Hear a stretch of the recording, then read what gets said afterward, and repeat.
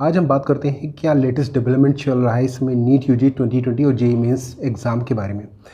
Basically कुछ decision आने वाले हैं, क्या पॉसिबिलिटीज़ है, केवल पॉसिबिलिटीज़ पे चर्चा करेंगे कि क्या पॉसिबिलिटीज़ है और साथ ही साथ अभी लेटेस्ट क्या डेवलपमेंट हुआ है। तो दोस्तों अभी जो लेटेस्ट डेवलपमेंट हुआ है उसमें 150 टॉप यूनिवर्सिटीज़ जो होती हैं देश विदेश की और इंडिया की भी टॉप यूनिवर्सिटीज़ हैं, उन्होंने एक लेटर लिखा हुआ है पीएमओ को, जिसमें उन्होंने डिमांड किया हुआ है कि एग्ज़ाम को कराना बहुत ज़्यादा ज़रूरी है, क्योंकि 10+2 के बाद कैंडिडेट्स अपने फ्यूचर को लेके परेशान रहते हैं कि क्या करना है क्या नहीं करना है। क्योंकि अगर ये एग्ज़ाम पोस्टपोन्ड होता है फर्दर तो आने वाले टाइम में 10+2 के जो कैंडिडेट्स फिर से 2021 में आएंगे, उनको भी अपने कैरियर के बारे में कुछ पता नहीं होगा कि किस तरह से क्या हो सकता है। क्योंकि कोई भी पॉसिबिलिटी नहीं है कि कोरोना का क्या कब तक रहेगा कैसे रहेगा, तो उसको मानकर उन्होंने एक ख़त लिखा है।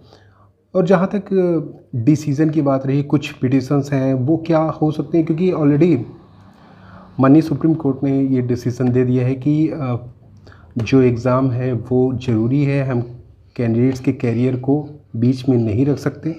और इसी के बेसिस पे उन्होंने कुछ और एग्ज़ाम जो पोस्टपोन से रिलेटेड आ रहे थे, कुछ और एग्ज़ाम, कुछ स्टेट कह रहे थे कि और एग्ज़ाम को पोस्टपोन किया जाए, उनको इस चीज़ का हवाला दिया गया था कि रिफ़र टू एनटीए।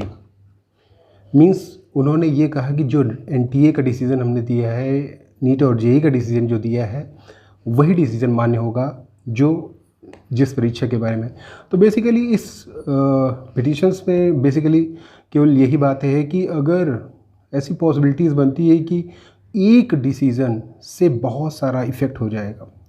मीन्स अगर ये मान के चलिए कि अगर इस डिसीज़न को चेंज होता है या जैसा भी होता है, अगर चेंज होता है तो इससे बहुत ज़्यादा, क्योंकि आने वाली परीक्षाएं भी इससे प्रभावित होंगी, क्योंकि फिर इस बात का हवाला दिया जाएगा कि नीट के केस में आपने ऐसा किया, जेईई के केस में आपने ऐसा किया, तब स्टूडेंट की लाइफ प्रायोरिटी में थी, अब क्या स्टूडेंट की लाइफ में प्रायोरिटी में नहीं है, ऐसा भी हवाला दिया जा सकता है। तो क्या हो सकता है, ये बहुत बड़ी बात है और ये तो एससी डिसाइड करेगा कि क्या हो सकता है आगे।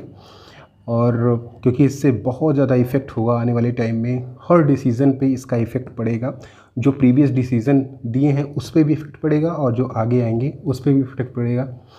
और जहाँ तक बाढ़ का सवाल है, फ्लड का सवाल है, उस पर हो सकता है कुछ गाइडलाइन दी जाए कि जैसा भी हो कुछ अरेंजमेंट हो। अगर ऐसा सिचुएशन तब तक फेवर में नहीं रहती है कैंडिडेट्स के फ्लड वाली, वरना तो जैसा भी हो देखा जाएगा क्या डिसीज़न आता है।